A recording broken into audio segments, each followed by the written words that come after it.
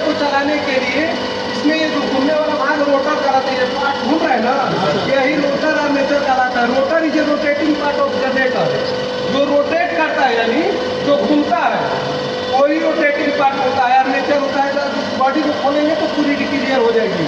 इस जनरेटर को चलाने के लिए डीसी सप्लाई की आवश्यकता होती है। कन्फर्म, इससे कांस्टेंट वोल्टेज मिलती है। जैसे हमको 220 वोल्ट चाहिए तो 220 वोल्ट ही मिलेगी।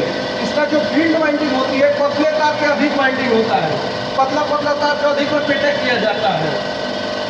इसको चाहे यूज करने के लिए देखिए यहाँ एम्पियर मीटर लगा है, यहाँ वोल्ट मीटर लगा है। इस एम्पियर मीटर ये इंडिकेट करता है कि इस जनरेटर में इतने एम्पियर का करंट आ रही है।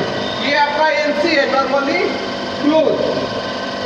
ये आपका वोल्ट मीटर है कि जनरेटर में इतना एम्पियर, इतना वोल्ट का सप्लाई आ रहा है। ये आपका सिंगल पोल एमसीबी है, एमसीबी ऑन करके जनरेटर को चलाएंगे। ये आपका डीपी स्विच है, क्लियर। इससे आपको कांस्टेंट सप्लाई मिलती है।